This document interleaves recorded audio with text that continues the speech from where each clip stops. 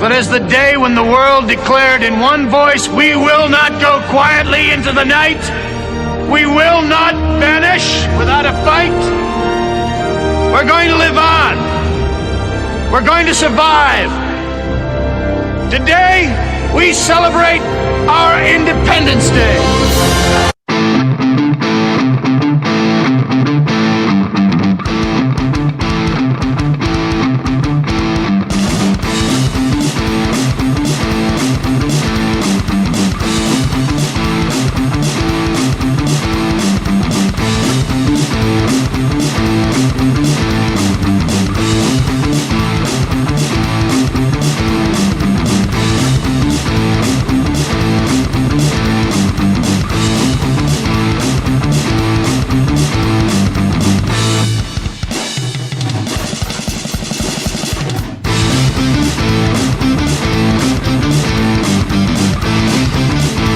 It's not true. It doesn't matter what's true. It matters the story they tell when you're gone. I keep on pushing down my gypsy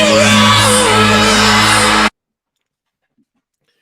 All right, it's a Friday, and man, we got a cool topic. Cool. First of all, let me tell you where this topic came from. I have no idea what it is. What is it? Well, it's the Montauk Project. Oh yeah. Let me tell you how this came about. Last week on a Sunday, I had a guest appearance on had a guest appearance on Tippa TV. Okay. Okay, and I put that link in the video. I mean, in the chat if you guys want to check that out. And Joey Hayes, at the end closer to the end of the show, they're asking the chat, they have any questions. And Joey Hayes brought up the question. I think it was you, Joey, right? If I'm wrong, please correct me. Please correct me. And he asked a question about, do you know about the Montauk Project? Montauk. Well, I was thinking to myself, I was like, I wonder if he's talking about the Philadelphia Project, because I know it as the Philadelphia Project. Philadelphia experiment. Yeah. The experiment, the Philadelphia experiment, exactly.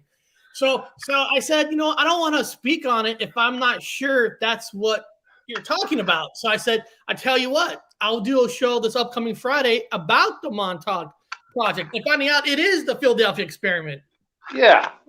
So I didn't put the two together because I forgot there's two different names for this project or whatever you call it, So yeah. So that's how this project come up. And also I want to bring up something real quick. First of all, we got Walk the Flock TV, Paul. Hey, Paul, anytime you want to come up here, Paul, you want to come up today, talk about this project, you just let me know, and I'll put the invite in the chat. You're always welcome. It was a painting project, right? It is a project. And I want to say something. Tomorrow, I'm dropping a breaking news tomorrow, and one of my paranormal video clips is from Purgatory Paranormal, New York. And I want to show you guys what a real life investigation looks like that's not on TV. So cool. So if you're interested and kind of want to see what a real investigation looks like without the Ghost Adventure people, without the hardcore music and all that kind of stuff, I'll be out tomorrow at 10 a.m. I still got to finish it up tonight, so hopefully I will, because I got a lot of things happening. My son Oliver just had a birthday yesterday. No. And then tonight we're going to watch Venom, and then let me tell you something. Hell yeah! We're gonna get into the Montauk Project in a second. I felt like wow. Talk about things trying to hold you back of trying to get home to do the presents for all of them. It's like everything could go wrong. kind of went wrong. Oh, Oliver, everything went wrong, right? Everything went wrong. So he likes a certain Ollie. Well, he likes a certain kind of cake. He likes the vanilla cake and not a chocolate cake.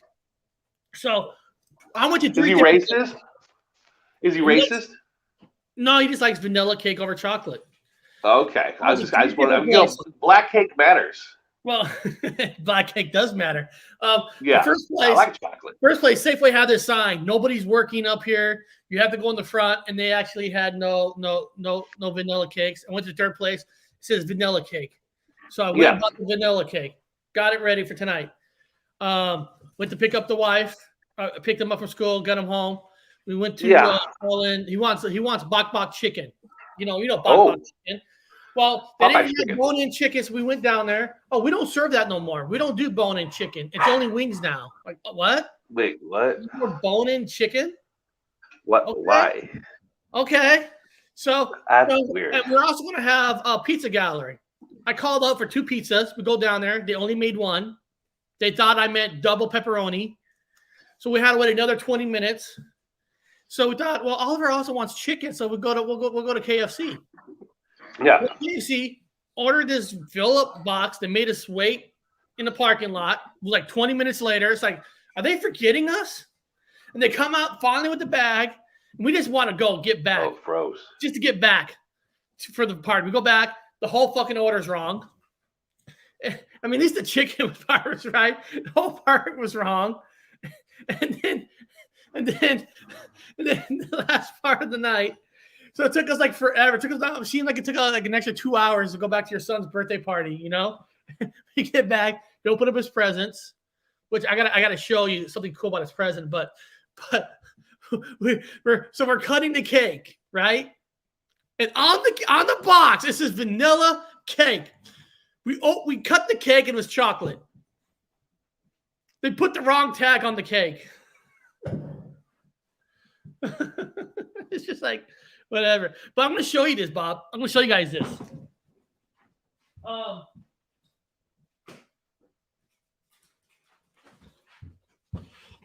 For Oliver's birthday, he got a 3D printer. And he wants to make things for his Dungeons and Dragons game. And look how good this 3D printers are. Look at that, Bob. That's from a 3D printer. I mean, it's just so cool. Okay, I'm back. I'm sorry, I got kicked off.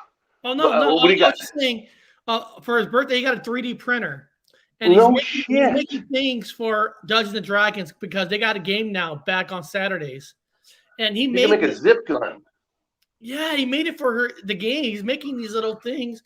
And it's just like the 3D printer is just like, wow. Just like, it's wow. These 3D printers are just. Oh, they're everything now. Their mechanic shops are now manufacturing their own parts and pieces for like restoration jobs. It's kind of fucking cool for cars and stuff. 3D printing, man. Come on. Where the hell's that been hiding? It's like, really, man, that's badass. I mean, he's played with it last night, and he actually made those. And like, wow, it's just. Yeah, they can make anything now, man. They're making houses. They're 3D printing houses and shacks and cars and parts and pieces and everything. That's the wave of the future, dude. That's Star Trek. And then now we're gonna start talking about Montauk. But if you guys also yesterday I made a video with Bigfoot Anomius. We made a video last night on Horror Talk. I talked about, just if you guys haven't watched it, on my Horror Talk channel, I put it in the link earlier. In the link, we talked about how Flash Gordon is the most underrated comic book ever made. Right. And now Connor never seen Flash Gordon, and it was my job to sell him on why this is the most underrated comic book story. That if anybody ever watched Thor Ragnarok, the director based that movie look from Flash Gordon. Yes. So if you like that Thor movie, he got almost all that from He got that for Flash Gordon. So if you guys haven't watched that, I think it's a great video. And we talked about a few other comic book movies that never really got the credit deserved, like The Crow. Too much Coffee Man. Too much Coffee Man didn't. And then they probably make a remake of Weird Science with a third printer. Totally. Right. Weird Science. Weird Science. John Hughes movies that had Milo Estevez, no, Anthony Michael Hall. Yeah. Even Iron Man, Robert Downey Jr., he was actually in that movie. He was in it. And Bill Paxton played the poop. And that movie really, guys, in a lot of ways, it spoke the future. It was really taking the computers to the next level, that they were trying to teach the computer on how to think, how to make a girl, how to talk to a girl. It was a 3D printer the whole time. It was a 3D printer. It was basically a 3D printer. I mean, it was literally, they made a missile in the house. Yeah. Weird Science was probably one of the most funniest, awesome movies. They took all futuristic 3D printers all into one movie, and except they 3D printed a woman. They 3D printed a female. So they didn't have, they were nerds. They didn't have a girlfriend, but there's some girls they like, but they're nerds. So they went ahead and got a 3D printer and they 3D printed a woman. Now, can you imagine all these nerds out there, dude, with a 3D printer? Imagine all them nerds are in their room. They put their comics books down for a second. I was a nerd. I read comic books. So anyway, they put all their toys down for a second and said, just get together and let's print a woman. Like a 3D beautiful woman. And that's what they did. I'm sure Ollie is probably going to print himself a woman in there. Yeah. He can do it. He's got the capabilities now. He can 3D print a woman in there. I mean, yeah, they made there it is. They made her. Yeah. They made her from the 3D printer. And of course, to do this, that's where they put the doll. They were wearing bras on their head. You have to do that, yeah. You have to do that. You have to do the doll. You got to wear the bras on your head. Yeah. And then remember, because guys, you remember in the movie when they decided to make a girl for these two assholes in the movie, they forgot the doll and they had the thing over a magazine with a missile. So instead of a girl, it made a missile. 3D printed a missile. And of course, he turned Bill Paxton into a big pile of poop. I wonder if there's a picture right there. There it is. Yeah. Totally cool. Yeah. 3D reprinted him into poop. Well, you know, they do. We need to do a 3D female Sasquatch. Well, no, they're doing a tissue. Remember, they're doing actual tissue. People don't know that. They're 3D printing tissue. Like they're making an ear. They're making an organ. Yeah. Soon they will make 3D printing organs. Yeah, that's the idea. Yeah. So, you know, it's not. Well, we're not far. We're like. We're probably doing it now. I mean, that's where probably Biden came from. We're probably 3D printing presidents. Probably. Let's 3D print a president. Okay, get Biden's information in. And he pulled off his corpse. He's like, they got his DNA off his corpse. And he's like, oh, a new Biden. And he comes out. And he's like, get the jab, get the shot. Wait, how's the economy? Get the shot. And that's what we have. And then you have the other 3D printed guy, make America great again. Make America great again. That's what we have. Yeah. 3D printed reality. Yes.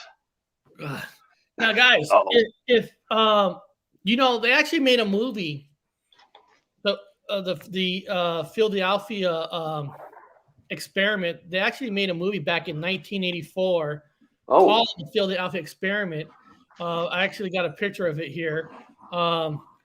It stars the guy who played Eddie and the Cruisers. I forgot his name, Michael Perry or something like that. Oh yeah. And if you don't remember, they were doing an experiment on they made a remake, but the remake sucks. The remake was horrible. Yeah. But these two guys get stuck in the experiment, and they went into the future. Yeah. So there was actually a movie based on the Montauk Project. This is called Philadelphia Experiment. That's where I got the two mixed up, Philadelphia Experiment, the Montauk Experiment. But same. Now I haven't seen this movie, Bob, probably since the 80s. So I don't know how this movie holds up, but it's probably better than probably now. I want to see it now. Everything now is relevant. Like everything has changed to like you want to watch it now. So I've been watching old things now, and they're not the same. So they're kind of cool. They're different in a lot of, I'm always finding something different in them. So I'm like, oh God, this is fucking completely changed. But yeah, it's cool though, because everything here is now like we're kind of like caught inside of the Matrix bubble thingy, and where everything's weird. So these movies are changed in some like code kind of esh way.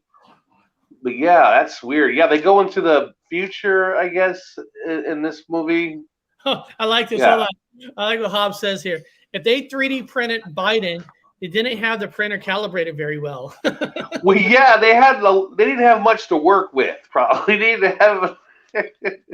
We need a usable working cell. Yeah, they made a sequel off of this way later with different actors. I don't recommend the sequel or the modern one. This one was actually decent. When I watched it when I was young, I can't tell you if it holds up very well.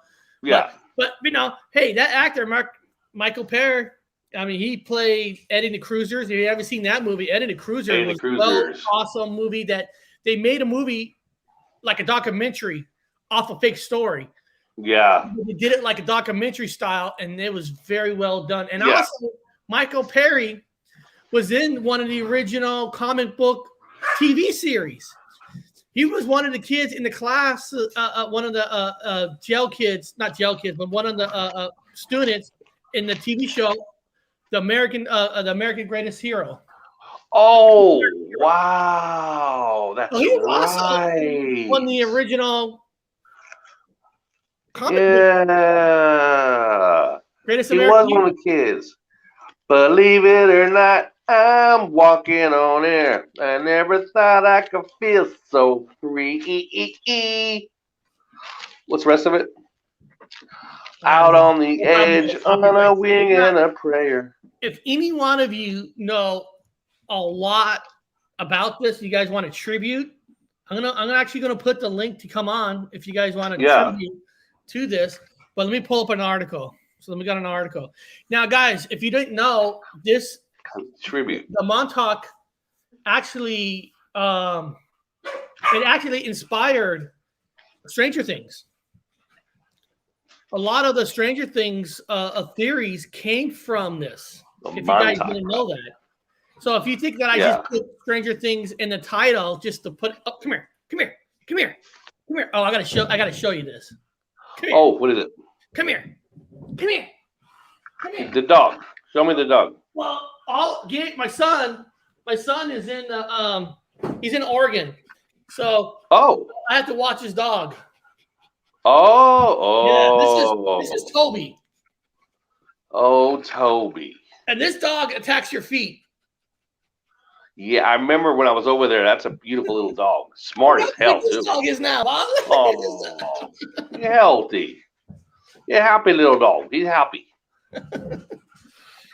So this story is the Montauk Project, the alleged U.S. military program that inspired Stranger Things.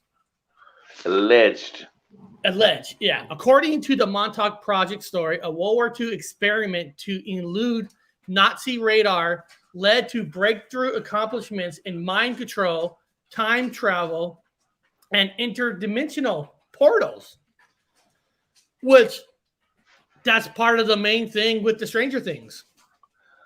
Yeah. A hell of a lineup. Yeah. Yeah. The Montauk Project just might be mother lode of lesser known conspiracy theories. I always hate when they take this kind of stuff and they add the word conspiracy theories, This ain't blowing up buildings and stuff. You guys, I wish they would take that conspiracy because it cheapens the story, in my opinion. Yeah. Time travel teleportation, and mind control are all integral to the story.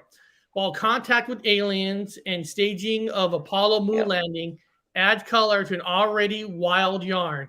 Yet, even after all that, and the fact that it inspired a widely successful, Stranger Things, we have a few heard of the Montauk Project story. So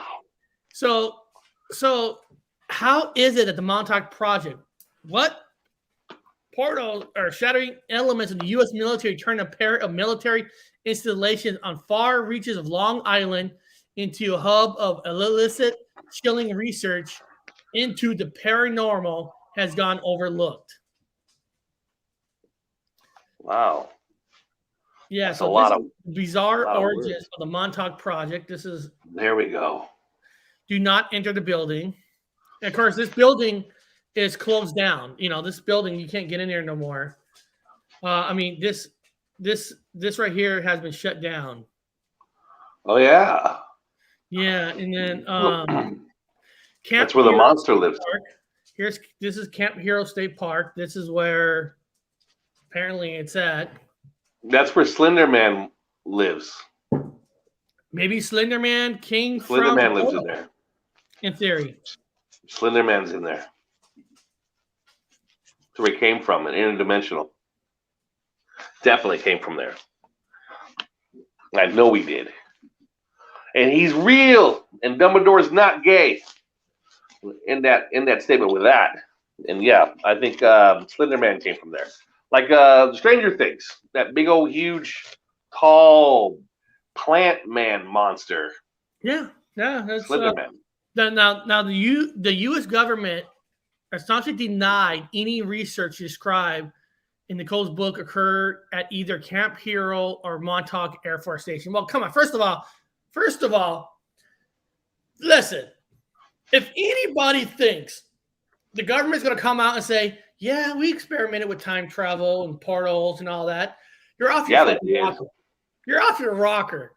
Yeah. Because if the government had the people that can create this, why will they tell anybody? Tell nobody. Yeah. It's too much information for the human mind to do that. I love when Paul has input.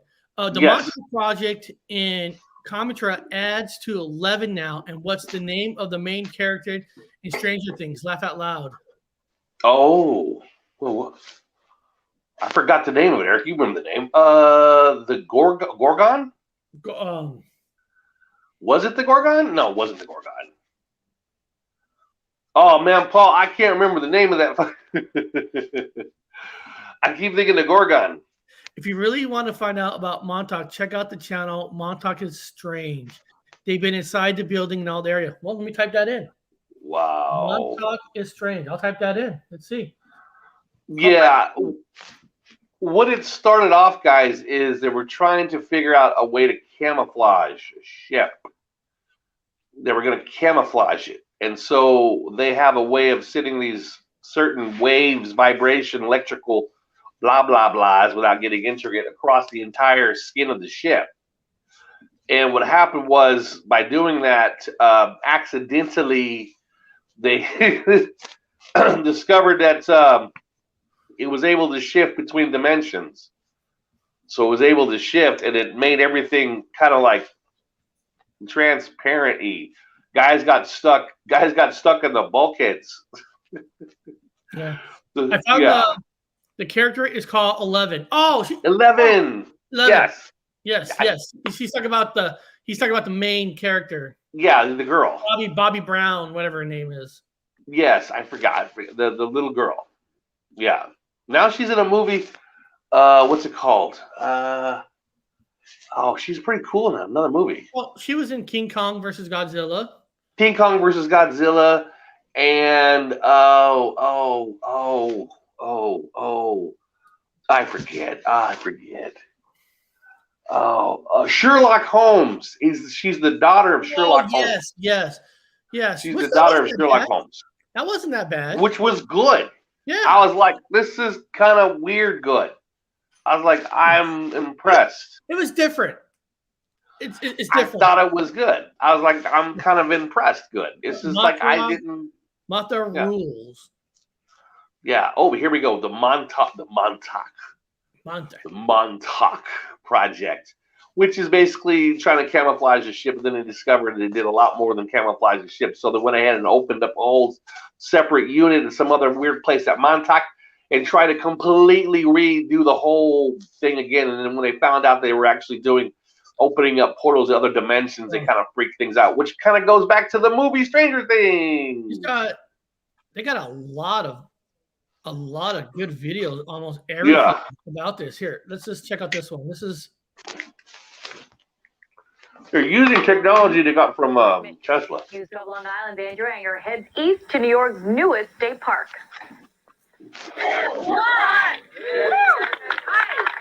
State Parks Commissioner Bernadette Castro officially opened Camp Hero in Montauk to the public Wednesday. Okay, that's nice. Yeah, I don't care about the park, but they got a lot of stuff. I just don't know which one. 2 new underground areas. Let's see. Ooh.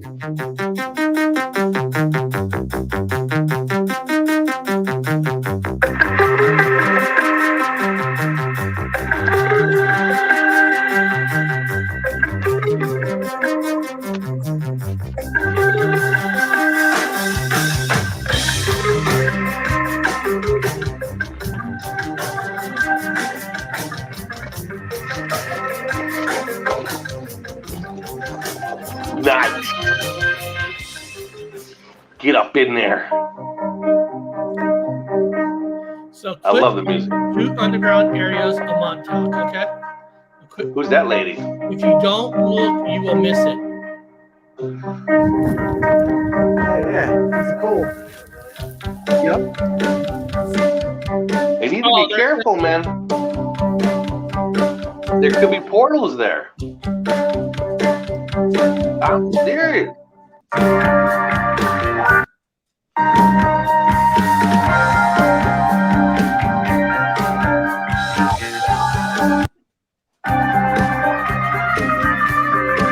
A drain pipe?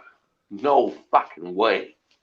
2 fast UFOs in the sky. Let me see. I'm trying to find plotting room bunker. The Montauk Project. Yeah, it's a. Let me go ask Daily Dan of all these videos. Would you say which one's the best one? Is there like one video that really should be the one that we should put on? Hey, actually got an investigation with Long Island Bigfoot Mike on this channel. Oh, he actually got a investigation with. Do you know which one that is? Yeah. Let me see. And you guys were at Montauk. Strange audio at Camp Hero. Oh, battery 113. What's that about? That's always a clue. Oh, somebody wrote that? No, yeah, well, battery 113 is on there, and that's at the North Trail. Where's that one at? It's like the second one down. If you like look at the top row, then start at the beginning, and then there's one that way. Oh, you were just on it. You go down. Battery 113. Trail to battery. Yeah, well, okay.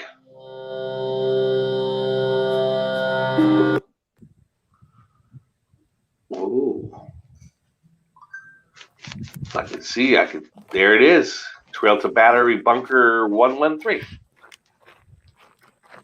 I can already feel the intensity in this. That must be it. My God. Okay.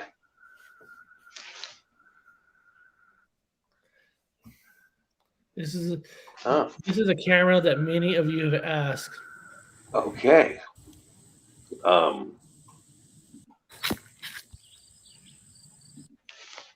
Yeah. Okay. It's a great place to bring your date. Hey, want to go hang out at the Montauk? Montauk, we're going to go to Gulag 113. We're going to hang out there.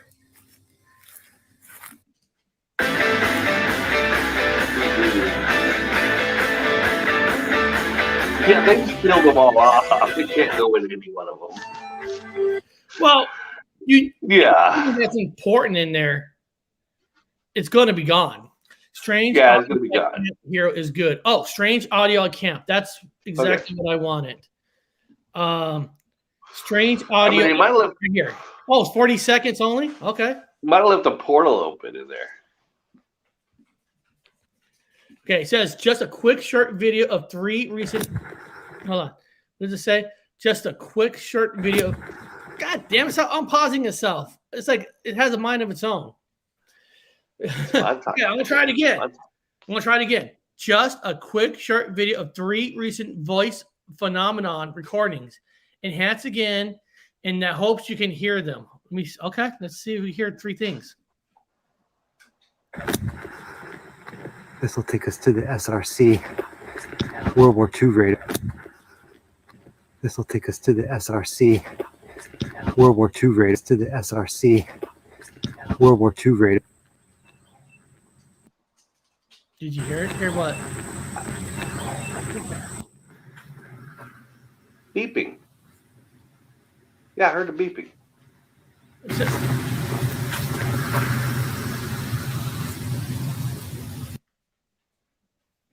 I heard beeping. It says you're supposed to hear a growl. Yeah, I didn't get the growl. I got the beeping. Here, let's do it again. I'm gonna put my ear real close now. Yeah, well, you're deaf. Right there. You pass it up. It might be Eric. You might not be able to hear it.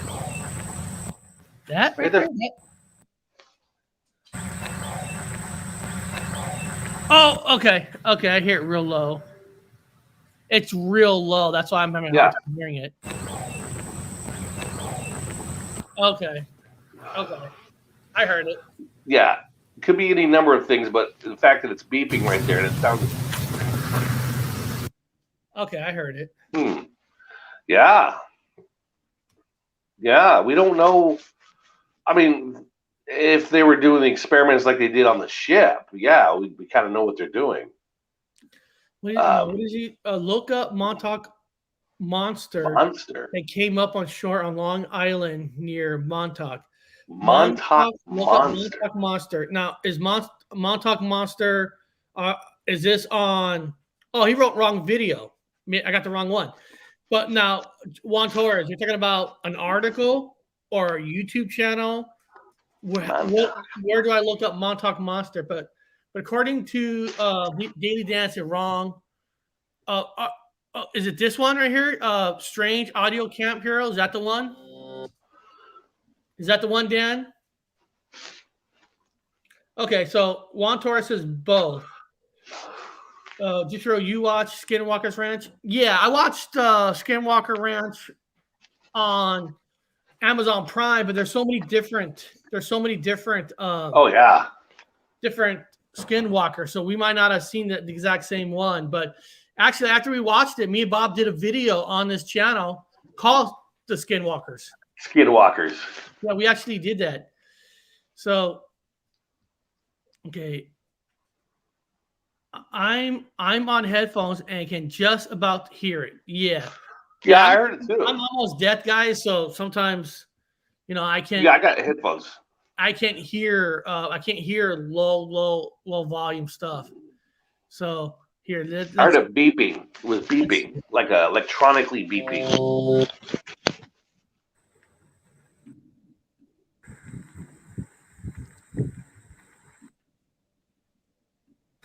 But the problem is, this video is 16 minutes long. I don't know where they do the voices.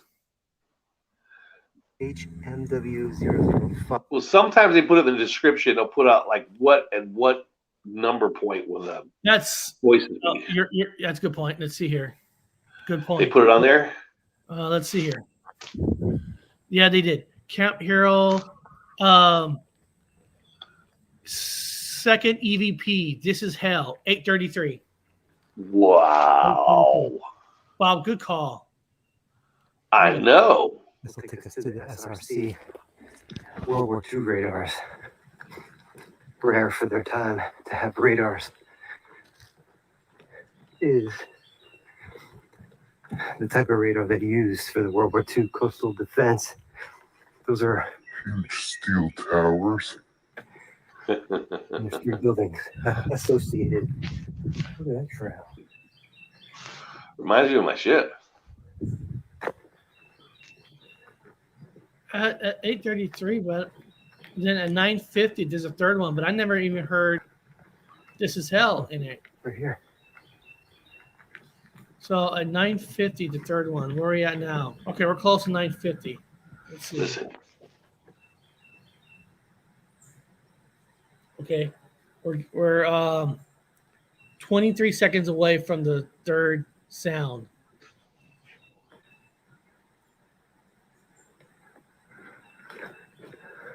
Five.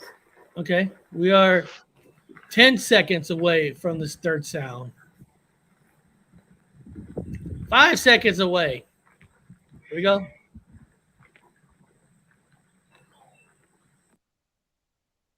No. You hear something very slim. It was very slim, but you actually hear it very slim. Watch.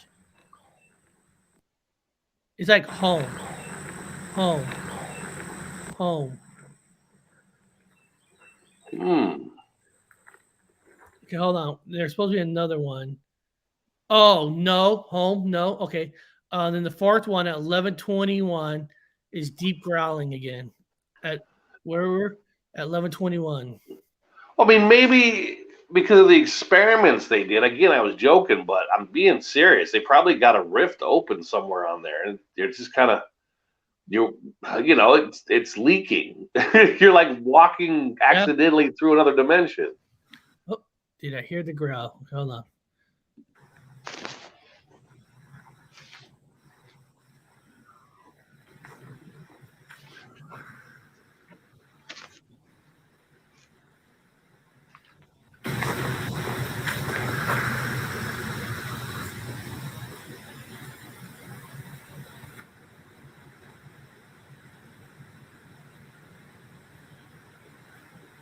I'm sorry, I couldn't hear the growl. Yeah, can't either. But what I'll do, guys, is I'll put the link to this channel, and you guys can later on go there yourself and post it loud. Yeah. Because Lunar Node says I heard it. Yeah, but I'm like partially deaf, so. Well, is there any information out there on what exactly is the phenomenon there? I mean, what are they saying? I know the gist of the whole thing, but what is the interwebs telling everybody? What's the growing thing here? What are they saying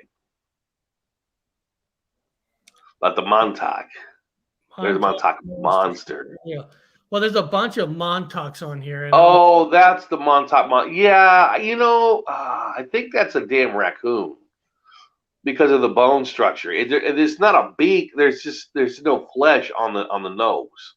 So I'm not saying it is. I don't want to make anybody mad, but I would guess that's a damn raccoon.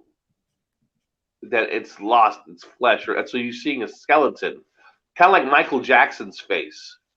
Well, he's got his nose practically removed, and he has like a slight bit of skin over it, but he has like no nose. It's just pure bone, cartilage. So it looks like a damn, like say it's a half bird, half mammal. Like, well, I don't know. My educated guess is that it was a raccoon, and it lost its face because it was floating in the water. And fish like to eat soft tissue. You look at the face. Yeah, it looks like a beak. The face looks like, to me, the face looks like one of those creatures in the Dark Crystal movie. Yeah, it does. It actually does. I mean, that's why people are saying it is. I'm suggesting it was a raccoon. A raccoon. Yeah, it's a raccoon. That's what I'm saying. I would, said to be a betting man, put your money on. Well, I'm going to have to put my money on a raccoon because of also the long tail. It's lost its hair. All its hair is gone. It was in the water for a long time. And so bloated, and then now it's not bloated, but it's lost its hair. lots of it's skin tissue, yucky, ewy. I wouldn't want to eat that roadkill. Yeah. The Montauk Project. They say it came in from another dimension. Dimension. But like the Manhattan Project. There you go. I like. Yeah. Well, it's like the Manhattan Project. They took that. It was a mistake. They were trying to cloak a ship. They were sitting. It had monster antennas all up and around the fucking ship, and they were sending out a signal. There were a vibration. It was vibrating. So the vibration of the ship changed. But by doing that, you kind of tip the scales into another dimension. And so they had people. We were talking about vets who were inside the bulkheads. They were people following through, following through the walls, basically, in layman's terms. They were falling through the floors, and people were scattered all over the place. I guess, I don't know. I mean, how do you get a disability for that? I mean, how does that work? You go to the Veterans Administration, and how do you even fill out your paperwork on that? I was on my ship, and then they hit an experimental thingy, and then I went into the bulkhead. And then half my arm was cut off.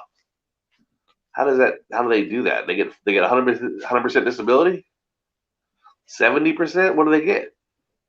No, who knows?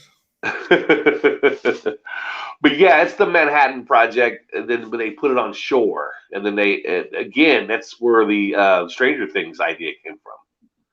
But they did work on that. That is not joke. That is true. They not telling you if it really worked, but they did do that project. Has anyone in the chat ever heard of Stuart Swerdlow? He's one of the main guys that has research on the Montauk Project and was there. Okay. Stuart, type that in. Yeah. Let me go to Google.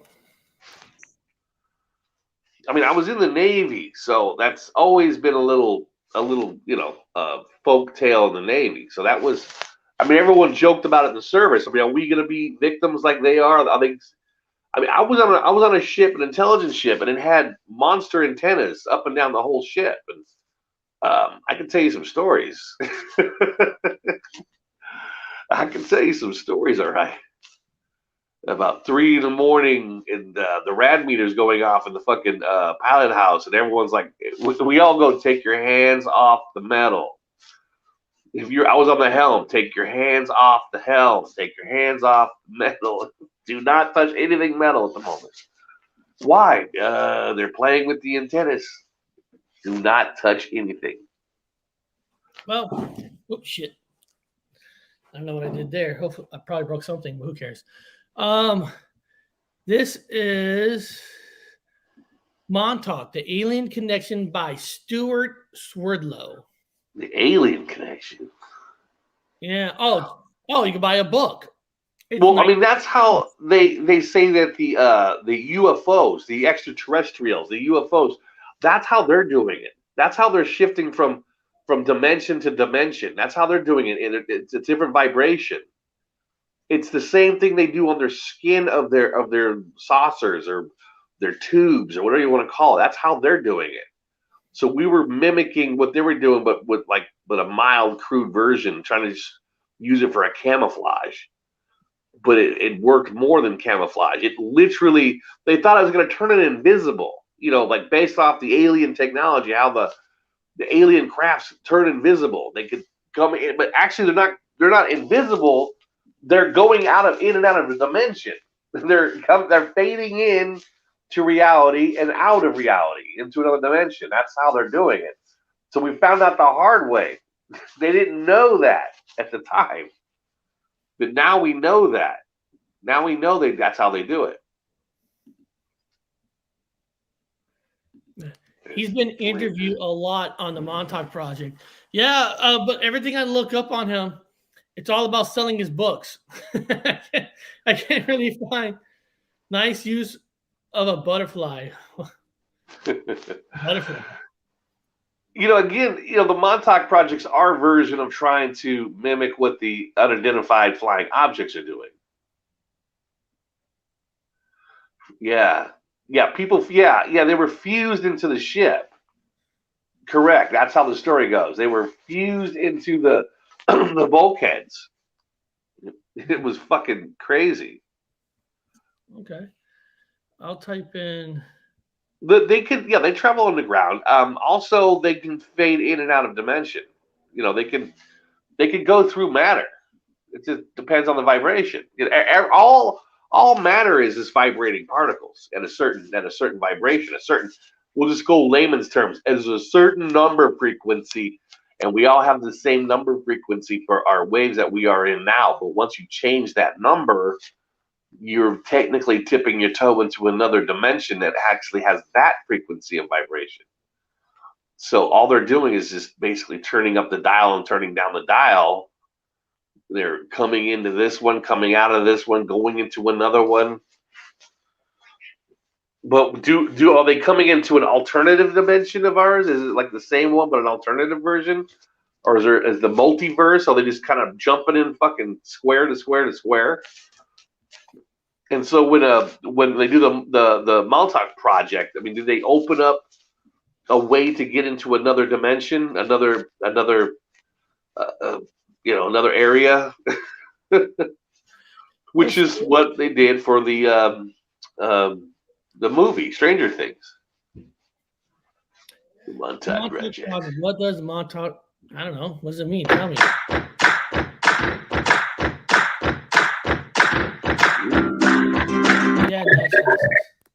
The Montauk Project is an alleged series of secret United States government projects conducted at Camp Hero or Montauk Air Force Station on Montauk, Long Island, for the purpose of... Do people really make videos of a fucking like an Alexa talking? Well, it's just your common computer sounding voice. Yeah, I don't know, man. That's just your usual computer. What's this one? I mean, 1 minute and 20 seconds. What is this one? The place you see in the movie is in Camp Hero. It's a military property that is now owned by the state. It's supposedly hosted these scientific colors and symbols. Good morning, people. You already know who I am. I think we're saying at this point that our purpose here is not to prove whether or not this project happened. We are here to discuss what they did, how they did it. Mr. Burlick already discussed very well what they did. So we'll go into the meat of it. Oh, that's illegal. Essentially, the Montauk Project was a very large mind amplifier. That's essentially all it was. I have here a very simplified block diagram.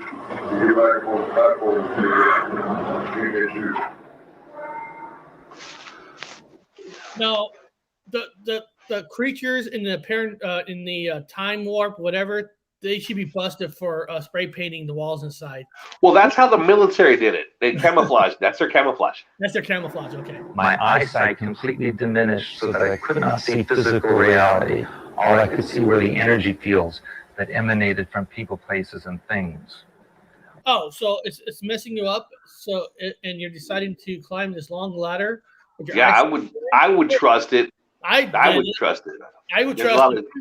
Okay. I don't mind rust, Eric. I don't see rust. I don't see rust as a deterrent.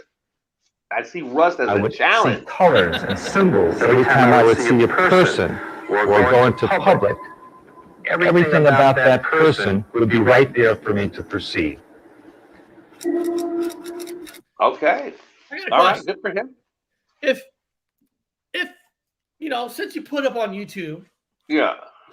I don't know. Couldn't the local authority says, look, we got evidence of this guy breaking in? Or technically, yes. Maybe he got permission and pretending he's breaking in, but he actually got permission to go in. No, I think he was actually breaking into it. It didn't sound like he had all his crayons in his box. So I'm going to assume that he was filming himself breaking into it. I'm sure there's a Darwin Award for this guy somewhere, but that's usually how people like that work. Yeah, just noticing that in this place. Now, here in Orion Spur, that's common, guys. That's not uncommon at all. The Long Island Innocent. Experts disagree on whether the typical Long Island accent is more fact or fiction. But for what? Joey Carey goes uncover on Reddit. Oh, well, good for you. Good for you. Montauk in 1960, keeping a secret. Well, yeah, they've done a whole series. And we can just go right into Stranger Things, and it is the Montauk Project. That's what they did. They did it underground. They were playing with the same technology they used to try to the Philadelphia experiment, and when they realized that something had materialized and rematerialized, they took it off the ship, out of the water, got those guys to the VA where they can get their disability, and then then started doing whatever dimensional shifting technology. Oliver, do you believe in the Oliver? Do you believe in the Montauk Project? Do you believe in the Montauk Project, where the Stranger Things was based on, where they put up portals and time warps in Long Island, New York area? I don't know what that reactor incident was. Yeah. No idea. No idea? Okay. Well, I gave your son a time watch. It's a watch to go through time. He's a genius. I gave him a watch that goes through time, so he should be wearing it. It's a necklace. Yeah. See, my son, guys, he's ruthless. we were talking to basically his great grandma, and we were like, in a way, not asking her questions about the voices she hears in the house. She says she hears in her house. He's like in her 90s, right? So we're like, oh, okay. But my son's like true investigator, skeptics, like, do you have oil going to this house? Yes. Well, voice carries through oil. It's like, and pipes. Yeah, and all the pipes in the house, yeah. Well, through the pipes. I go, she's 90 years old. Just let her think what she wants to think. There's a ghost in there. Nope. Yeah. I could prove this with science. It was awesome. I've always said with any investigation groups and stuff, there's nothing wrong of having a skeptic with you. You need that person to bring a little reality to it, to what if you're seeing or what you're looking at, because once you have your skeptic, once he's done analyzing his, and whatever's left could be something that can't be explained. Yeah. But you know what I mean? I mean, like, now, first of all, okay, ghost hunters, right? Not ghost adventures, not ghost hunters. Yeah. So ghost hunters. Those two guys, the main two guys in the beginning, were plumbers. Now, I call bullshit on that because, first of all, my green screen's coming down. Yeah, your green screen's down. That's high technology right there. That's way high tech. Maybe he wants to tell you what's behind this. We got macaroni and cheese. Yeah. You guys hungry? You guys want me to make you everybody in the chat? I can make you a German chocolate cake. There you go. Oh, that looks good. Are you a Nazi by trade? I don't know. I mean, I also have Mexican rice. There you go. Must not be a Nazi. Or whatever the hell this is. Peaches. Well, the Germans did collab with the Mexicans to try to lure us into World War I before we actually got into World War I. So don't forget about that. So maybe you're part of that group. That's better. That's better. I like that better. What is this here? Hey, Gypsy Road and crazy person. Long Island is very different in this current timeline. Yes, it is, Danny.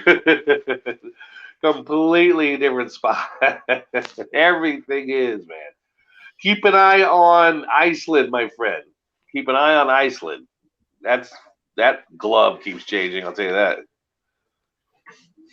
All over the goddamn place. Well, let's see what this news channel is talking about, this Long Island hidden pass. Fire a 2,000-pound shell 30 miles with accuracy. These are the big boys. This is the story of Camp Hero and its place in America's military history. You may have seen this radar dish rising over the dunes on the desolate tip of Long Island, known as the End. Or maybe the forbidding signs that once warned visitors of some unknown danger. Camp Hero in its hidden past is a place of mystery and intrigue. The public was never allowed in Camp Hero. Montauk historian Henry Osmers took us where... Well, he's got a lot of story. They're doing experiments during that time. Well, yeah, you're not going to be invited. Well, that's we had to compete because remember the Nazis were making lycanthropes. They were making the dogmen, the werewolf, the zombie. There's all kind, and so the Americans had to do psyop too. We had to follow up through it, so they had to do their version of it. What in this article back in November 25th, 2013, number 13, time travel is possible at the tip of the South Fork. Oh, it is now. Yeah, it never used to be, but all of a sudden, within the last few months, all the information I've been gathering for shows, I'm like, oh, I've found out now that all the scientists now say that time travel is now possible when they never said it was possible ever. Yeah. Look, you got Einstein there, too. Yeah, well, there's Einstein. Well, we believe Einstein. Oh, and it says here, act now, less than $5 a month for unlimited access to everything in New York. Albert Weinstein. Let me see here. Camp Hero in Montauk is the East Coast, Area 51. So I guess on the East Coast, that's their 51. Older. Albert Silverstein. Not as sprawling, a little bit stiffer, new decommissioned. It was a vast underground Warner laboratory staffed by scientists from Brookhaven. Maybe that's where they created Captain America. And, he was built. Could be. You know what? It could be. That's the time they were doing it. They were creating everything. They made a comic book to cover that up. Mm-hmm. Yeah. An off-label application of Albert Einstein, unified theory, surprise at the state by Einstein himself, time travel, mind control. Camp Hero's radar frequency was said to be perfect for such experiments. Its existence was revealed by a man named Albert who came forward in the late 80s with recovered memories of working scientists on the infamous Philadelphia experiment. Oh, yeah. Forerunner to the Montauk Project, where an entire Navy ship was teleported with consequences for some of the crew while working at Camp Hero. Bill lived some of the time in Los Angeles and commuted to the East Coast, he says, by the time tunnel. Now, I don't know who this guy is, who they're talking about. I never heard of this guy. But let me say something. If this guy, and I'm not calling bullshit on none of this, but if this guy had information that's supposed to be top secret, especially back in the 80s, it would not have been seen. He would have disappeared off the planet of this earth, or he would be. Isn't Einstein a little bit voluptuous there? He's got a lot of curves to it. A little bit voluptuous there. He's a voluptuous man right there. Yeah. Time travel. No, they were doing time travel. Actually, hey, dogs, shut up. Iron Darter. The natives had other Otter Man long before Montauk. Oh no, Otter Man, Juan Torres and us. It's Otter Man is a inside joke. We blame everything. we blame everything on Otter Man. So I think Otter Man did it. Yeah, Otter Man from the chat. It's a channel inner thing. We blame everything. Well, that's where he came from. The Montauk Project opened up a portal. Now, like in the movie Stranger Things, they've got like a plant monster, but in reality, it was Otter Man. They brought Otter Man in another dimension. It's kind of like Howard the Duck, how he was brought here. Yes, he was brought. The Otter Man was brought here also. That's a good one right there. That's what George Lucas, probably based that for the comic book, of course, and all that. Based on the Montauk Project because they used radars and laser. So he would have used that. Right here, breaking news: Otter Man swims in my lake. I want footage. Otter Man is swimming in Iron Dogger's Yeah, he'll swim on his back often. He'll swim on his back and he'll just rub his tummy. And he swims on his Otter Man will swim on his back and rub his big tummy. Yeah, you'll see him all the time. But yeah, Eric, they pulled something in from another dimension, just like Howard did that. But if you think about a lot of these myths, like say Captain America. Now, on a serious note, if you were to be able to breach an alternative dimension, which means a dimension like ours, however, you as who you are different in the other dimension. So the original Captain America was a little scrawny, little wimp guy. So in the other dimension, he's a big, buff, fucking super soldier. They simply swapped him. They stole another dimension's version of that character and swapped him, the little guy over there, and brought the big guy over here. So he retained the memory and became the big fighting soldier. But technically, he was from another dimension they pulled him from. It's kind of like the quantum computers they talk about, where that pulls information, is pulling from other dimensions. It's sitting right next to us. Other dimensional bubbles. It's just pulling right out of the bubble. So you could pull individuals out and swap them. Yeah, I think that's how Texas Danny got here. He don't belong here. He has a different internal organs back in the other place. He swapped it. Texas Danny's a regular guy, but now nobody knows he's a super soldier from the other dimension they brought here. Yeah. I myself am a victim of that pulling and switching. I knew that about Texas Danny. I knew there's something off about Texas Danny. Yeah, but he's got to admit, like I do, he probably likes the new fucking rig we got. I mean, we got the heart in the middle, the shit, everything that's tucked in nice and perfect. Shit. I'm gonna say Criminal knows his comics because everybody knows a lot of the best comics were done by Jack Kirby. Jack Kirby was a real comic book artist. He was the one that made the comics a little bit more dirtier in a way, you could say. Oh, grittier. Grittier. A lot grittier. So Jack Kirby, everybody gives Stan Lee like all this credit. Stan Lee ain't shit without Jack Kirby. In the comic book world, Stan Lee ain't shit without Jack Kirby. Yeah, nothing without him. Nothing. No. Nothing. No. It's like the Smiths. I think, what's his name? I can't remember. What's the lead singer of the Smiths? But you got the guitar player, it was Johnny Marr, and then you had the lead singer of the Smiths. I can't remember his name. Morrissey. Morrissey was nothing without Johnny Marr and the Smiths. Oh. It's the same thing. It's the same thing with Stan Lee. Well, you could say Robert Plant ain't nothing without Jimmy Page. Nothing without Jimmy Page. Yeah. Captain is nothing without Tennille. Captain and Tennille were a team, but they sucked without each other. Yeah. I'm telling you right now. But some of you guys might have experienced your own version of the Montauk Project when you woke up with the whole new fucking chastity, whole new frame and body. It's kind of fucking weird like that. Maybe somebody sucked us in here. Bastards.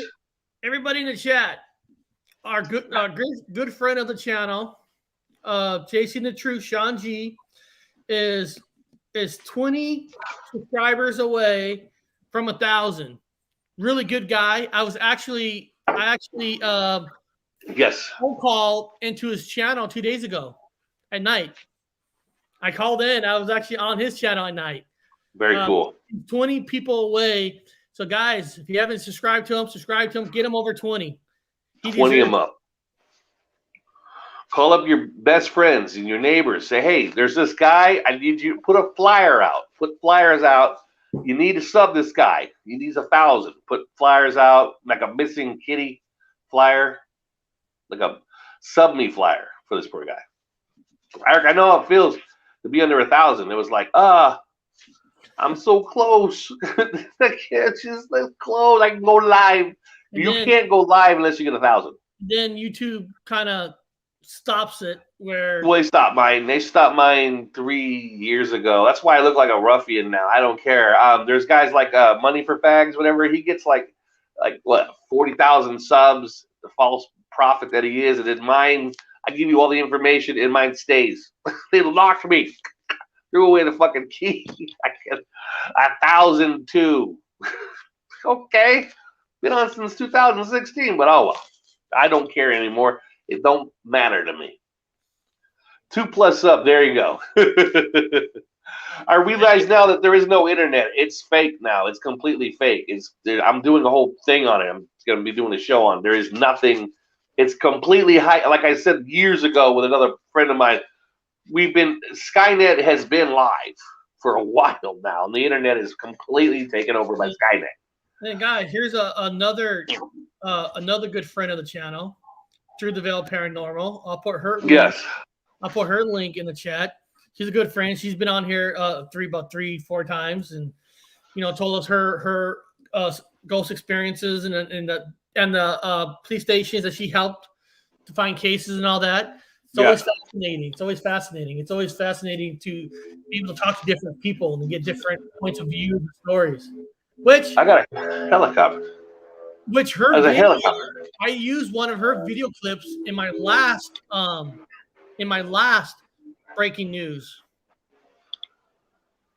There's a helicopter over this house. What? I got a helicopter. You know what, Criminal? That fake internet came up on another channel too, and that word "fake internet," and I can't remember exactly what somebody says what it was, but that fake internet is popping up on every other channel. People are bringing that up. Like it's a new phenomenon. Yeah, I was going to talk about that, and I was pre-saying it like a couple of weeks back, and even years back, and all of a sudden it got popular. Hey, that's good though. It's good. He's actually asking, explain more. So, what do you know about the fake internet mean? Well, I'm going to just give it a hand. I'm going to hand over the reins because I've been talking about it on these shows here, trying to get people prepped for it. I was going to do a whole show on it, but apparently, Matt from Quantum Conscious he already made one just today. I'm like, hey, there's no stealing ideas. It don't matter. Information is relevant to everybody. It doesn't matter what it is. What it is the research that I have done is that a lot of the majority of before 2016, for some reason, a lot of the hyperlinks are gone. Okay. When I was going to University of Washington, I was going to college like anybody else going to college. Yeah, I had to research anthropology. I needed tons of resources, mostly books, but the internet was there. And so I used to, when it said used to accurately say we have 2,000 articles on this particular subject. So you'd hit the button and you'd wait for it. Right? It would take a little time to calculate and get 1,000 or something thousand worth of the subject you're looking at. Now you hit the button, it says they've got 4 or 5 million on the subject you're looking for. You hit the button and it's there in a second, in a nanosecond. Then you go looking how much does it actually have. The page stop after maybe 20. After 20, it stops. There's no more information after 20. And then the number up there changes to now it has only 200. But it just said 4 million. But after the 20th page, it's now down to 200. The numbers are skewed. Who's that crazy man? Numbers are completely skewed. Eric and I even did an experiment a while back. I don't think Eric wants to do it anymore. He gets scared when he does it. But we were doing, we were telling people in the sidebar, give us a number. We're going to tell you how many COVID cases there are. Give us any number. And so we were doing. I remember that. Yeah, Eric don't want to do it because we don't want to get shut down because they frown on that on YouTube. But so we were experimenting, and I noticed back then, Eric and I were doing it back then. I was like, Eric, put in there's 35 COVID cases. Eric types in 35, and boom, there's 35. There's multiple pages of 35. Put in 462 and a half. Eric puts in 462 and a half. Boom, it'll come up with 462 and a whole area where exactly that's. Eric, give us Eric was just putting in random. I could put in this number. Everybody in the sidebar was just giving numbers. Whatever number you got was popping up. Now, people, this is a problem with the Mandela effect. I'm telling a lot of people, do not trust the fucking internet, especially when you're pulling residuals on spells, spellings, because you're gonna find an answer. It's gonna be there. So you could spell cat K-A-T, little Kikiti, not C-A-T, but K-A-T, and you're gonna find out in the year 2013 that they've always spelled it K-A-T. Huh? You're gonna find newspaper articles with the cat spelled K-A-T. It's all wrong. The entire internet is fake, false information. Tons of it, it's false. Pictures you pull from archives. Now, I don't want to give away anybody's information. Mandela Effect did. If you guys want to go find out his information, he's got more information. Like I said, I don't want to steal his stuff, but he did research on it. I've done some research on it, and you will find pictures that are obviously not correct. They 1930s, 2015s, all the way back to whatever picture they have from whatever time they had cameras are all incorrect. Pictures are wrong. Pictures, you can't, there's a certain time period where it was motion pictures. No, there wasn't. All of it's wrong. So the internet has been hijacked, and it's giving you a false, it's like going into an old, like a movie set. It's a Western town. The internet is like going into a movie set, a Western town. And as Eric knows, you walk behind the saloon, and it's just a building with a bunch of sticks behind it supporting the front, only the front. Everything is fake. Now, I'm not saying this because I'm going to I'm not a conspiracy theorist. I'm a factual motherfucker. So before I say something, I go check it over and over and over again. And people that are like-minded, kind of like myself, again, like Matt from Quantum of Conscious, did his own little research and said, holy fuck. He did some of the same research. That's fake. The numbers are wrong. When you do your YouTube page, it's views to time to everything is incorrect. Everything is wrong. Your subs are wrong. Everything is wrong. There's an algorithm. Skynet is deciding who's what, when, and why. Everything is fake. Everything is fake. I remember one time, I can remember we were doing some kind of experiment, and there was like 28 likes, but only 20 views. Yeah, right. There's more likes than views. And like, how does that work? I do my lives, and all my stuff is experimental. I don't give a fuck about, no offense to people. I don't care. I'm using people as an experiment. I'm an anthropologist. I'm doing experiments. I'm trying to figure out what this place is. I'm not from here. And I have up to 20 to 30 people in the sidebar, and it shows 3 people watching. And I'm like, huh? The other person's like, and we were all chatting and talking to each other in the chat bar. Yeah. It was like 3 people watching, and there's like 20. Everything's wrong. And then after it's over, I get the same amount. It's like 75. It always ends at the 75. It stays there for a day. I write down the number. It goes up the same numerical value every day. The other people watching, there could be, I could have 100,000 to 1,000,000 people watching, and I would never know, ever know. They lock what information I am allowed to say. And then a lot of people are like that. Then you go, say you look at your subscriber count. An hour later, 100 of it's gone. Then 2 hours later, 200 appears.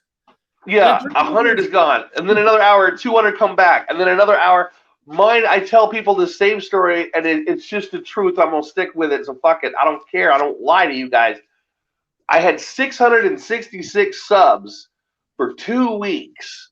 And I was like, could not understand it. People try to unsub, resub. We were, as a group, making an effort to change it. Could not change it. And then, 666 for 2 weeks. This problem still happens to everybody, where all your alerts stop. Like all the notifications done. And then I noticed a lot of people used to come at Eric. So for some reason, it unsubbed me from your channel. Because I get unsubs. Because YouTube looks at how many accounts people have. Some people have 2 accounts. It's not YouTube. If anybody has multiple accounts, or if your account almost sounds like another account, and if it thinks you're not a real person, the rhythm will count you out and unsubscribe you from people.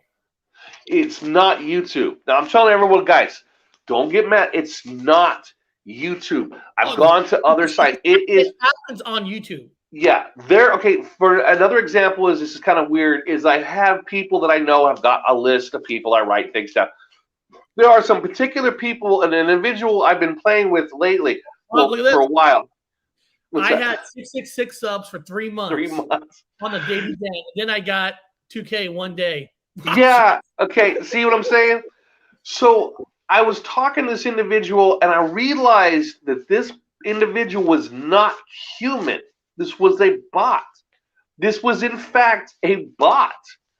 There was, like, you were not real. You were a computer. 2 times. Northern Michigan Bigfoot. That happened to me 2 times. Yeah. Yeah. I finally got this thing. It was a computer. It was a computer. So there are people that are always in your sidebar. You're like, oh, so-and-so is always here. Good to see you. No, that person's a computer. Always in every. There's a certain individual I've followed for a long time and realized when I remove this person, they pop back in, and I had conversations with other. Anyway, we found out that it was a computer. Literally thought this person was real, part of the Mandela effect community. Didn't exist, doesn't exist.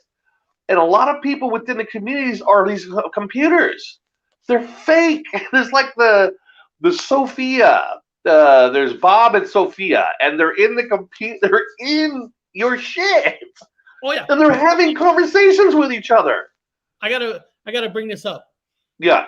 Ian Dogger wrote, watch time plays a role in the algorithm, and unfortunately that is true. And I think they shouldn't. And I'm going to tell you why. First of all, if you do a 2-hour show, but which we do, one person jumps on for a second, boom, that can actually hurt you. Anybody jumps in for a second can hurt your 2 hours into like split in half if somebody comes in for 2 to 10 seconds. But get this, guys. There's I think TubeBuddy does this. There's a TubeBuddy. There's a stuff that Bob. Yeah. Somehow you can take a 5-minute video. Yeah. I don't do 5-minute videos, guys. I'm not done this because all my videos are over 2 hours, except for some of my breaking news is about 30, 45 minutes. They got this thing now, and you can take this 5-minute video and you buy this program or whatever. It makes your 5-minute like somebody watched it for 2 hours. Yeah, they've already manipulating the algorithm. It's just like, they're YouTube has decided to allow you to buy subs. They don't encourage it, but they're allowing it, and people are paying. There's an industry to buy subs, and I'm like, there is a whole market for people to thumbs. You go buy thumbs. You can buy subs. You can buy views. It's turned into the black market of the fucking web. All of your social media guys has been taken over and hijacked. And I'm joking about it, but it's another good name for it. Is Skynet. There's a computer, and it is a fact. Now, I've done the experiments. I guess Matt from Quantum just put out a fucking thing today. I'm like, that's fucking hilarious because I've been working on the same thing and announcing it for the last couple of weeks. People are jumping onto the wagon, realizing, hey, I'm realizing that there is nothing out there. There's dead links. There are the hyperlinks are dead. You go back and look at old court cases, and you go to hyperlinks. They're dead. They should not be dead. There are 7 billion people on the planet and growing, supposedly. And everybody has everybody in Botswana, fucking Egypt, or whatever shithole you're sitting in, has a cell phone, and everybody's on the web. So all that information is getting stored into the fucking cloud, so we should be growing exponentially and not decreasing. It's decreased. Information is going away. Filtered down to the finest bullshit. Yes, you're right. They're on any platform. They have that for, they have that for TikToks and the Instagrams. All of them. You know, all of them. They've got managers. They've got people that are on YouTube that have managers that take their income they get from certain things and they will turn it around and invest it back into subs. They invest it back into subs and they invest it back into likes. They take the money they make and it's just a circle. And so that's why when these channels go up, they keep going. Like they'll be like, oh, this guy used to have 20 subs and now he's got 20,000. He bought them from they have these mills that come out of India and China. You buy them for pennies, man. Internet's fake. It's fake. When I say fake, I'd say 90% of your information is gone. They've given you nothing but the bare bones basics of anything. And I remember I'm a dum-dum. And it was hard for me to graduate college. So I had to do a lot of research. And there was plentiful information out there. You go to books, everything was out there back in that time. But in this place, it takes you to the same wall. You're just going to hit the wall after the 20th page. I tried Dogpile. I went to other search engines. They refer back to Google. They would go back to the Google. I'm like, all these alternative search engines are fucking bogus now. Everything's gone. I used to go to Onion, Dark Web, all those other illegal ones. I used to go all gone. Everything's been hijacked. Believe me. It's a weird world, and sometimes you know you can have friends that you thought your friends like turn on you and kind of it's just such a weird world that we're living in. Almost like a comic book. I won't say names, but I had a friend. Yeah. Somehow he was under us, and somehow he went above 38,000. And then he has the balls to text me and says, "Eric, I know what your problem is. We need to rebrand you, and we to get you into 38,000." And I'm like, "But dude, you're only averaging 50 people a view. How's that possible?" It's impossible. I mean, no offense. It threw him a bone. How do you gain? And I'm not trying to bust anybody's chops here. No. Gain 30,000 people within 6 months, and you only are getting 50, 60 views, and then he's going and the thing is, guys, he's telling me that, Eric, you're doing everything wrong. I'm like, what am I doing wrong? I'm trying to do things the honest way. I mean, yeah, Eric's being honest. I told Eric, you got to be dishonest. You got to be dishonest. There is no honesty in this place. I'm an honest, Eric. You're honest. We're never going to make it. I always tell Eric, we're going to have a good time. We're going to hang in there. Hopefully people will dislike us, but no matter, because they're going to block it all the time. Always do. You're not a pootie pie. His stuff is, I like the guy, but his stuff is just like a 9-year-old. It's kind of drab. I like it, but it's cute. But not the volume of the shit he gets. I'm like, they put it up there. And they put these people up there. What's the moral to the story, guys? It's fake. Don't worry about numbers. Don't worry about numbers. Just have a good time. Well, another thing is, if you have a good chat, that's all that matters. Yeah, another thing I've researched. Now, I know a lot of you guys are going to be, don't have to chime in on this, but don't do it. Don't have to chime in. This is what I'm going to say this, girls and guys. Those of you that had explored into the pornographic sides of the internet, you went to porn. It used to be back in the day, and I've got all my notes, you used to be careful because a virus would get you, or you would get hijacked. Or you would have to pay money to get your thing back. Anyway, you would get they called Trojan horses. All the bad things that would happen in porn sites were there for you to get blackmailed, whatever. They're not there anymore. You go to a porn site, you are not getting Trojans anymore. There's no Trojans. There is nothing hijacked. You were not messed with. You were given the red carpet. You're given a plethora of filth. As much as you can fucking eat like a buffet. No, nothing. Bullshit. You should have got it. There's no Trojan horses anymore. Nobody is getting anything anymore with it because everybody's already got the shit wired in anyway. They've already got you. They don't need to put a Trojan horse in you anymore. They used to, but not anymore. That's the number one. If you go to a dirty thing and you know it's dirty, and I have all the software waiting to get fucking hit with, here we go, I'm going to try this site. Is a guaranteed fucking Trojan. I'm guaranteed a virus, but I have all the definitive. Nothing. Check it again. Nothing. No, there should be, it should be hijacked by now. Nothing. That is one of the worst things about they want you on porno. I can't remember what it was. There was something that Gene Simmons of Kiss said, and I forgot what it was, but I wanted to see what he said. Yeah. So I typed in his name on YouTube, just one video. I found it. Then every day you go back to YouTube, Kiss. Yeah, the algorithm. Everything got you. And nothing against the band, but I'm like, dude, YouTube is overloading me with Kiss. I just wanted to look at one thing he said.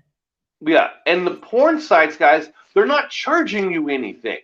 You understand? There are no advertisements with a minute advertisement for some fucking whatever site you watch them live or whatever.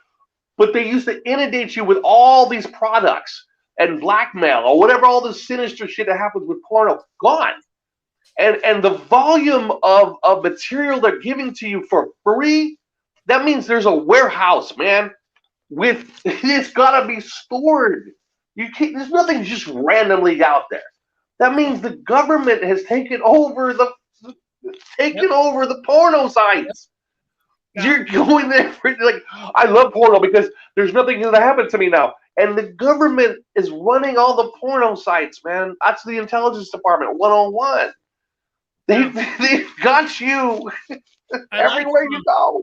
I like what Danny says here. Call me old-fashioned, but I'd rather have 100 real loyal YouTube friends who support you and watch your stuff than 10,000 jerks who don't even bother to watch your stuff. All that stuff doesn't matter. And they're not real. Now, Danny, hasn't been, with this channel from the beginning, and Shock and Awe, Hobbs, they've been there, and Hobbs will tell you there was a period in the earlier days that we had a bunch of garbage people just hanging out in the chat and just fighting, just wanted to fight. Yeah. And it was just, it wasn't fun. It was like, why are they fighting? Why are they here? Get out of here. And Nah knows this. I'm not going to name names or who it was, but there's certain groups out there that even send people on purpose to your channel. And it's like, I'd rather, this is where, like you said, Bob, the subs don't matter. The counts doesn't matter. Don't matter. They're not real. Like we have now. This group here is awesome. Everybody right now, right here, has a good time. Yeah, it don't matter. In fact, there was like one time, guys, BBC had this big, massive protest with cameras. BBC. I'm not too far away from that protest, and I went down to see the protest. There was like 3 people. But you look at the news coverage, it's loaded with people. It's crowded into the fucking. I go, no, there was nobody there. It's happening again. I come on here and my internet went out. It always does. Yeah, the subscribers from watching us. Yeah, but there was nobody, guys. I mean, say this again. There was nobody there. The volume they had showing on the fucking BBC.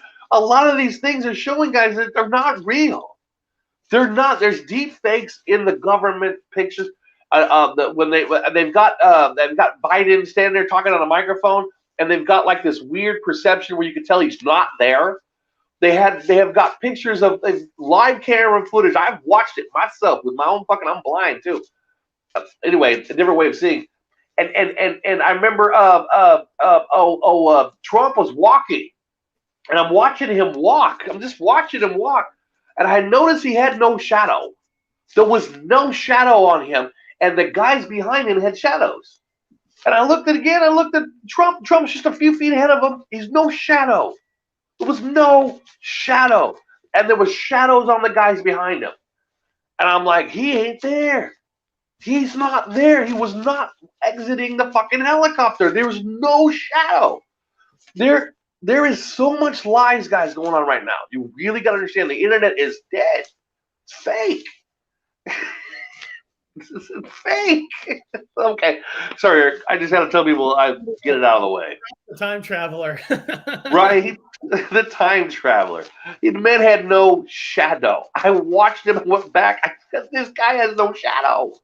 It's impossible. Everybody else's shadow is on the same bush, but he's walking, there's no shadow. Same thing with, I'm watching for shadows now, and I'm seeing these politicians walk, and everybody else has a shadow except for the president. I'm seeing Biden has no shadow. That's so nice of Scott.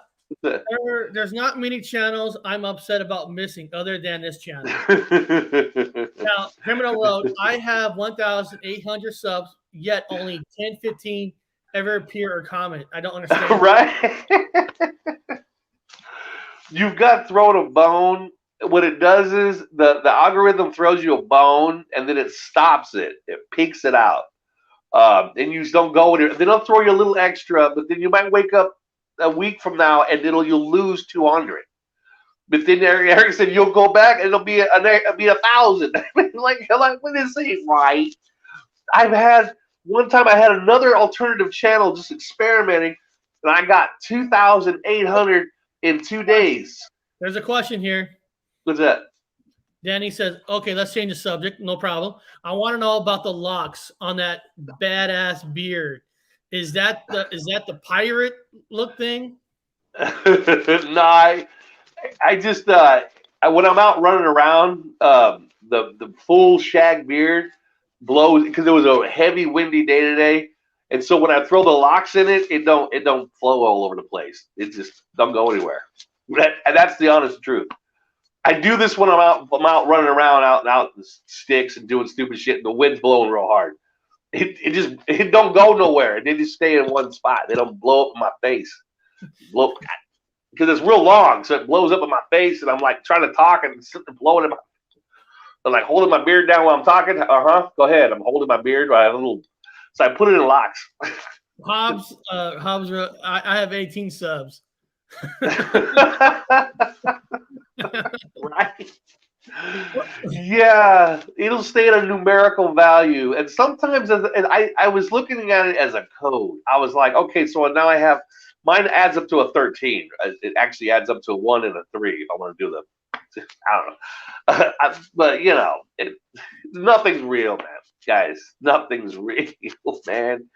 People's birth dates line up to certain other dates. People overlap on their thingies. People who this person overlaps with this historical figure overlaps with this historical figure. The coincidences are 1 in a billion right now on everything. Even Eric and I had experienced our father's death. My dad was in the military, proud military, was in the reserves. He was nothing but military. It made him. It was what he was. We were raised that way. And he dies on Memorial Day. Memorial Day, really? Everybody's weird things line up. It's weird, man. Weird. Was it Kobe Bryant, whatever died or whatever, he had this weird lineup and all these weird numbers. I'm like, oh, come on. I'm gonna help our friend out, Hobbs. Come on, guys. You guys gotta get him more. You gotta get him over 20. Get him over 20. He's a real artist. Got a little Queen going.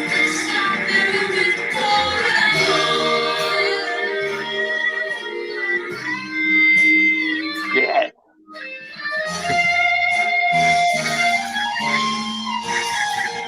And the reason I wanted to play that song Queen because yesterday one of my topics about one of my things about the movie Flash Gordon that they have one of the best songs you ever had. He actually had Queen that created the song for the movie called Flash Gordon. See, Queen's another weird one, Eric, for me because I remember before 2016, you would hear Queen every once in a long while. You might hear him at a stadium, right? I mean, everybody. I'm a Queen fan. That's okay, but nobody play him on the radio that much. Come on, we all know that. They played him they played the songs at a ballpark, football, whatever game they play. You know, intermittently, like. But I hear Queen every day. The Queen is on the radio every day. Well, you're in England, you're gonna hear Queen. Yeah, but even when I was in the States, man, it was like every other song was a Queen now. Queen is in everything, Eric. He's like, and all his music is relevant to all his movies. His movies, like you said, Flash Gordon, relevant now. Queen. What's that other one, man? Highlander, Queen. Princess of the Galaxy, yeah. Princess of the Galaxy, Queen. I mean, Queen. He's so relevant right now. For some reason, God loves Queen for some reason, or the AI, or the aliens, whatever, they love Queen. There's another weird one that keeps playing all the time. He's got all kinds of weird changes and weird things. Queen is another unusual thing to kind of keep an eye on.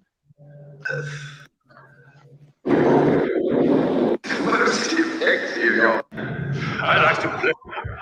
I love the beat. Yeah. I love it. You got half the screen.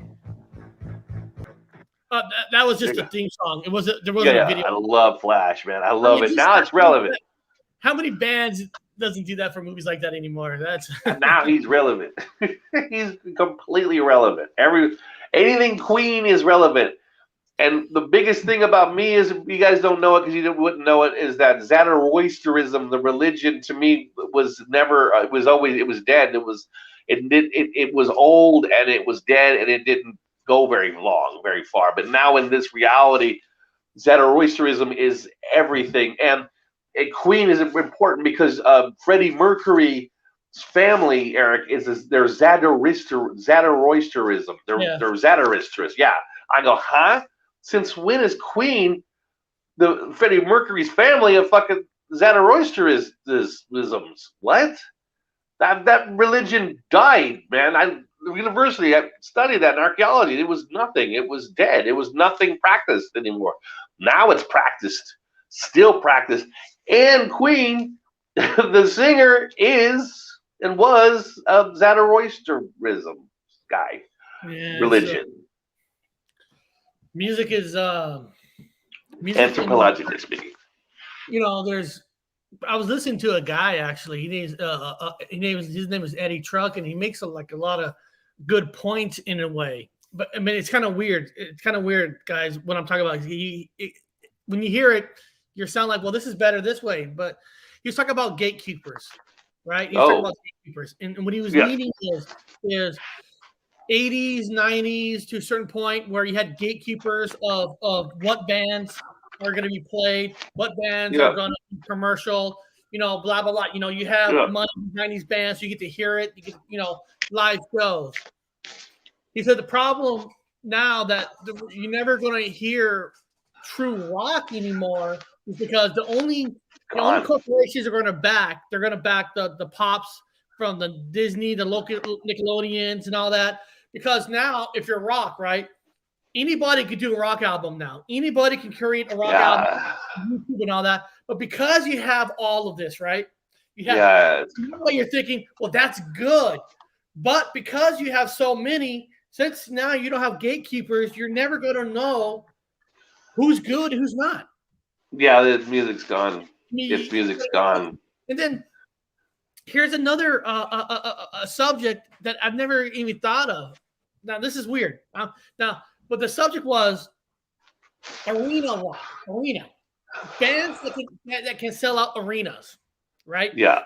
We're talking about clubs. Get that part out. And they're talking about how 80s were made fun of, but 80s arenas are still happening. But this is where he was getting to. It was very interesting. Listen to this part. But the problem is the 80s, they're dying out. In weird ways, they're dying. They're going to be gone. Okay, so who's going to carry the next torch over? But hear this. Who's going to carry the torch for arena? You think of the 90s. I know. They're not. And this is the thing he's bringing up. Okay, so now you're thinking, well, the 90s is going to carry the arena rock. The band arenas. But this is the problem that you're going to have. Who's the number one band you think of that's going to carry that torch? You think of Nirvana. Dead.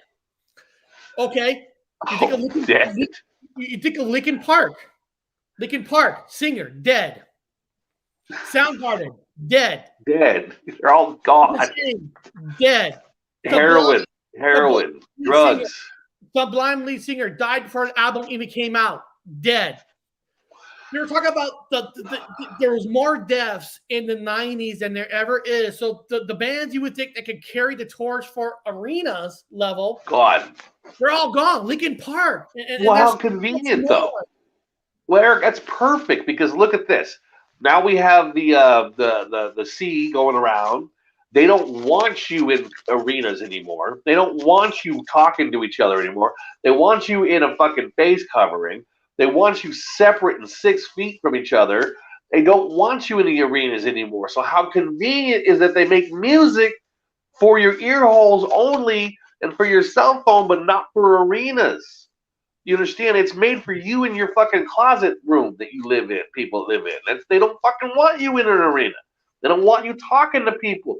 They don't want you getting together and having a conversation about life. They don't want that anymore. These people, these dark demons that we fucking taken over this place, they're not wanting it. And they're doing a hell of a job keeping people separate, Eric. Right down to the music. He said it. In the 90s, all the greatest fucking artists all of a sudden got a bad fix. Now, I'm not going to talk about drugs, but I'm going to tell you there was a good fix and a bad fix. People were getting fixes all the time. You can get drugs, not good for you, but you ain't going to die for it. A couple of people might OD here and there, but it's because of bad drugs. In the 90s, there was this weird wave. I'm just saying it, guys. I went to school for chemical dependency fucking counselor, so I know about the history. I'm just saying right now.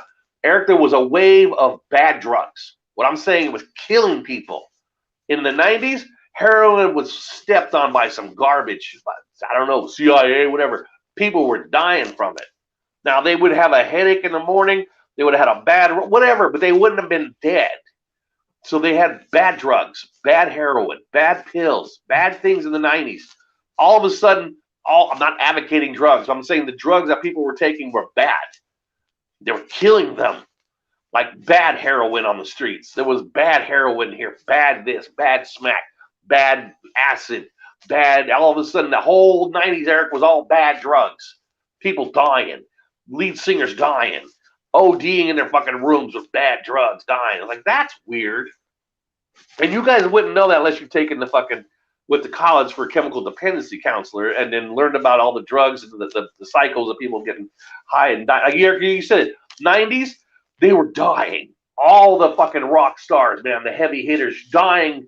They said they were dying of overdose. They didn't overdose. They died from a bad batch of drugs. Well, actually, a lot of people don't know that. A lot of them took their own lives. Especially here in Seattle. It's just they say they did. They say they did. I mean, I'm a little skeptic. They say they did. They said they were on drugs when they committed suicide. Okay. Now, I'm going to say it right now. I took opiates for years. I could take opiates and I'm going to fall asleep. I'm going to smoke weed. I'm going to fall asleep. I'm going to take these relaxers and be relaxed. Not going to commit suicide. You got no effort, no fucking desire to commit suicide. Those are for the drunkards. All these heroin users, they're not commit suicide. They were fucking bad smack. He committed suicide. No, he didn't. Proven that Courtney Love moved acid for the CIA. It would be so easy to poison. So easy. You know, bad smack. It was bad smack. Everybody in the 90s got bad smack. Sketches wrote, we used to throw, because he's from Australia, we used to throw rocks at AC/DC before they were famous. That's kind of cool. I love those guys, man. Yeah, bad smack, man. Eric, all those fucking rock and roll legends, bad smack.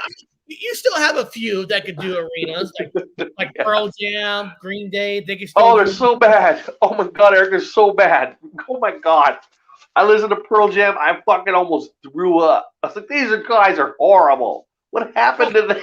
That's right. Stone Temple Pilots singer dead. I forgot. Dead. Pilots, another singer. Dead. Heroin overdose. They say suicide. All kinds of bad smack. I'm trying to think. Bad Smack 90s, man. Blind Melon in the late part of the 80s, or was Blind Melon in the beginning of the 90s? 90s. Yeah, I think they're in the beginning of the 90s. Blind Melon 90s. Bad Smack. All of them. Bad Smack. Trying to think. Who else was it? Sublime. Sublime. Bad Smack. Yeah, that happened before the album came out. Before the album came out, it was a huge hit and legendary after they fucking died. Bad Smack. All these 90 fucking people, Bad Smack. And now, conveniently, like you said, Eric, there are no stadium bands. Everybody's a fucking earhole band. They're earhole bands. There's no stadium bands. Because after the 90s, then that's when you start getting into the iPods and everything, where music became 10 seconds, 30 seconds.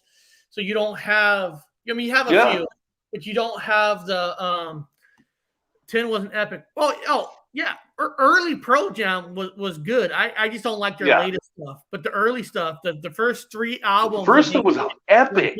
And they were epic, and then they just 3 albums were great, but then they should have took. They need good smack. Go get them. They should go score good smack and make a good album. I don't know. I don't say about some of these guys. Don't die from it. And then there's a big thing going on too now with rock acts live shows. Not all of them. That everybody used to frown on lip singing tracks, right? Everybody used to frown on that. If you can't play live. But there's so many major rock bands that are now playing tracks, backup vocals, all of them. That's been coming out heavily because Kiss is pouring. All of them. Apparently, Kiss is using major tracks, and it's just like listen, I don't have a problem if somebody's doing tracks, as long as you put that on the ticket and say, hey, we're not singing actually live, we're actually lip singing for you guys. Then that's fine. Yeah. Because now, listen, this is the difference. Tickets in the 80s and 90s were like $30. Now they're $100 to $1,000. Guy, Bob,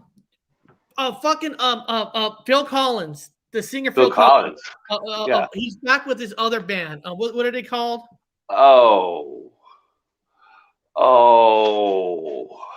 Phil Collins' other band. X. Why do I want to say X something?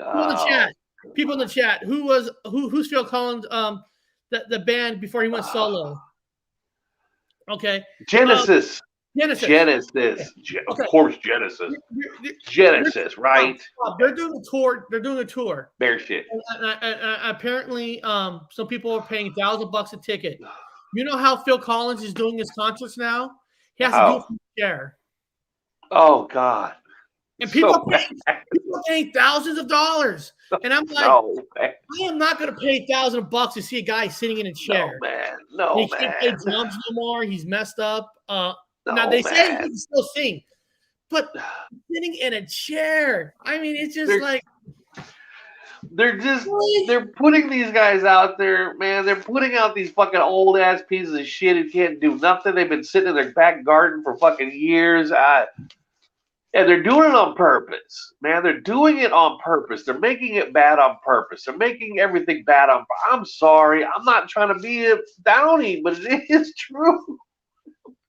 And then I think the Super Bowl, I'm not against rap. I like rap music. I love early rap music. I don't mind it. But the Super Bowl is going to be all rap artists. It's going to be just all rap artists. I think they're going to have all rap artists, and old fucking Eminem's is going to be like, oh, really? Huh? You're gonna have Snoop Dogg next to Eminem's and all the rap artists. I know. I heard that list today, and I'm like, this is well, Bob, look. Okay. He's in a chair. Oh God. He's doing. Oh God. And people are paying thousands of dollars. Oh God. And it's like, you gotta know when to give it up. Oh God. See, I'm not kidding. Who is this guy? Who is this guy? Look. And I'm not. Oh no, I don't know who this person is. But his jawbone look right. But dude, it's like listen, I am not a Genesis, Phil Collins. I love Genesis. I love Phil Collins. I respect. I love a song in the air. I don't know who that guy is. But I don't know who that man is. But if you can't, that's just like say Phil Collins is your favorite artist. It's like seeing your artist just. It's like the famous saying by the Doors: "It's better to fade away to go away" or something. Yeah. Whatever. Yeah. This is bad. I mean, this is just. I seen Robert Smith of The Cure still kick ass, still get out there, still play his music, and still look kind of the same with a little bit of chubbier face, but the dude still pulled it off 100 with the pull, that energy, everything. Mick Jagger still fucking runs on pace. Dancing around, yeah. But he gave up. Mick Jagger was in South Carolina, and he went to a bar, got some beer. Nobody knew it was Mick Jagger. And he was sitting outside of a bar. I forgot what they're called. Like it was something in South Carolina. And then he takes a picture of himself sitting at a bar. I mean, that guy, he can stand and still play. Anybody, this is the truth. This is the fact. This is the fact, Jack. Any fucking artist that gave up heroin in the 90s are still alive. Any one of them that gave up heroin in the 90s because they knew somehow there was bad smack going around and everybody was dying left and right. All these guys, Eric, they all went clean in the 90s. Ironically, even Mick Jagger, all of them went clean. No heroin in the 90s. They all went clean. The ones that are alive went clean in the 90s. Isn't that fucking weird? I mean, do your own research. You guys will go, oh, he's right. Anybody who went clean in the 90s are still alive. Anybody who fucking took heroin in the 90s died of bad smack. I'm just looking at some of these ticket prices for Genesis, 2,500, 200. I mean, I don't know. I just think it's degrading to see an artist sitting in chairs and stuff. That's just. I ain't paying that much. That's when you got to give up. Give it up. Give it up. Listen, I like you, man, but no. And Kiss is one of the greatest bands out there, but Paul Stanley cannot sing anymore. He has to use tracks. Give it up. Now, Joey Hayes, Aerosmith, Steven Tyler, that fucker can still sing. Yeah. But he sobered up a long time ago. That's why. He sobered up a long time ago. All the ones that sobered up, got straight, they're alive. The other ones who did sober up and go straight, but nobody liked them or whatever, then they died of cancer. You know, if they didn't die of cancer, they died of bad smack. Or they died of suicide bad smack. It's kind of fucking weird what we have left over now. And then look what's going to play at the Super Bowl. And I'm like, really, man? Come on. I mean, I like them too, but come on, let's blend this up a little bit. I heard it this morning.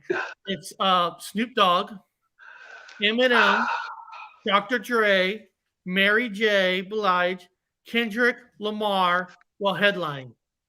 I like them, man. Don't get me wrong. I'm a fan, but I don't know, man. Is this a deliberate thing? Are they trying to start some kind of beef? I don't. They could blend the artist up a little bit, have a little bit of blend going on. Something, man. I always felt that rock and country are the two type of music that goes with the Super Bowl. It just the hard hitting, or have a country artist and have a rap artist and have a mixed blend, have a jazz artist, have a this artist, have a that artist, or whatever, or have a blend, but that's just blatant.